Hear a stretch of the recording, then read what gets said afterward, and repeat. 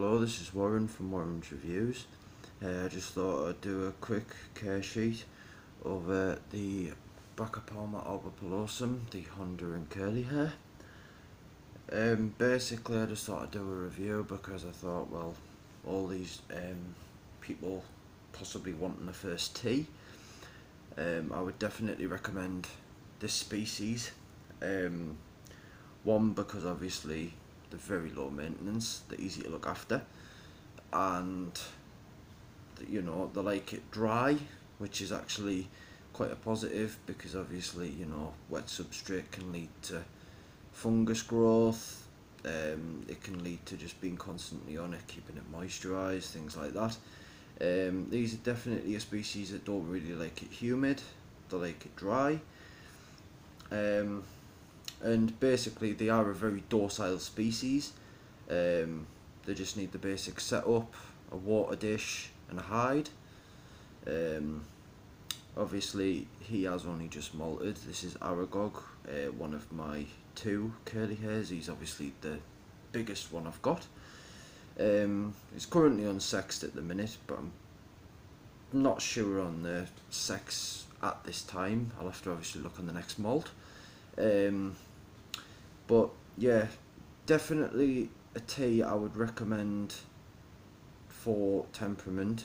Very docile, not as nervous, not as skittish as the second one I would recommend, which is the Brachypelma smithi, the Mexican red knee, but they are definitely a beginner species as well. These are very handleable if you're a person who handles teas and wants to. I definitely wouldn't have a problem recommending these. These are an absolute brilliant species to have.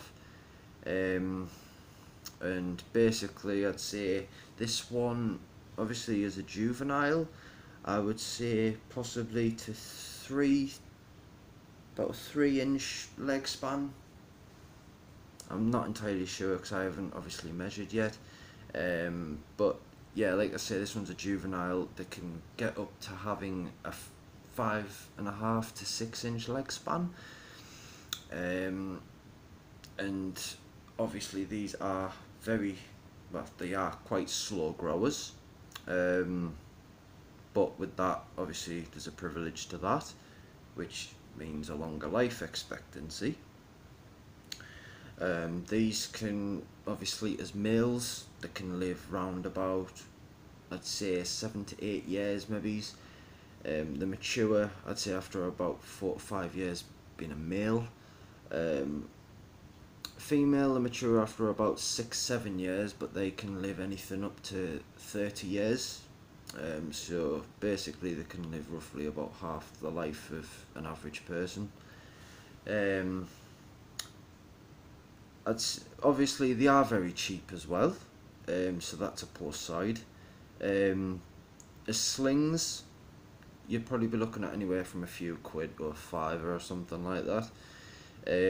Juveniles, I'd say, I mean obviously I paid 7 quid for him as a juvenile. So yeah, anywhere around about the £7 to £10 mark maybe. It just depends on where you look. And obviously as an adult, I think they go from anywhere between £20 to £30. So they are really good, for the money especially.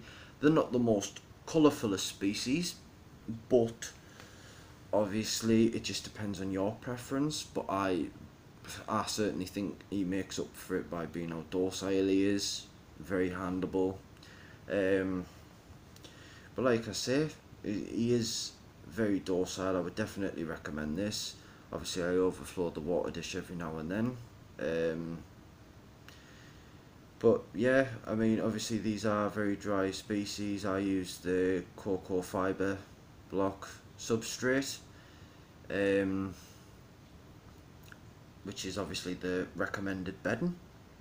Obviously I think this is a 3 litre, 4 litre shoebox container. Obviously just make sure you put some holes in that in there.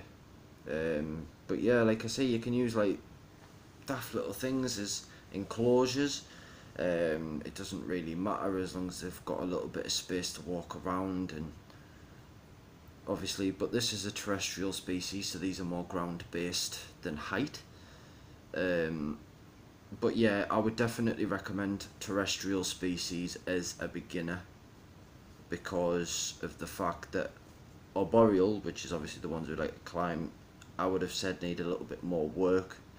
And plus arboreal, you can't really get as many docile species, obviously, but like I say, he is absolutely brilliant. I would definitely recommend this for the novice keeper.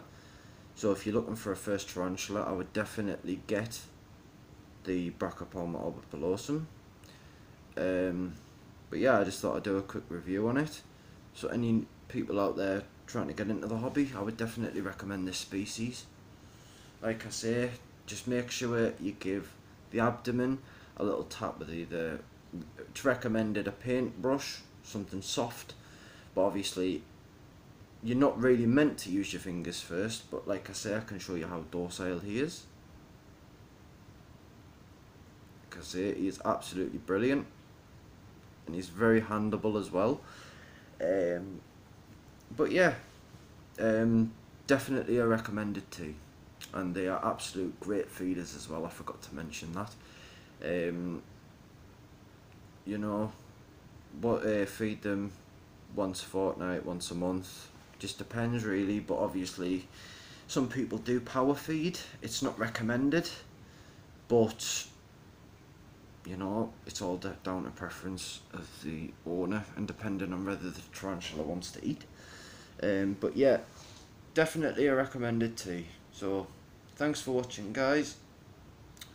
Take care.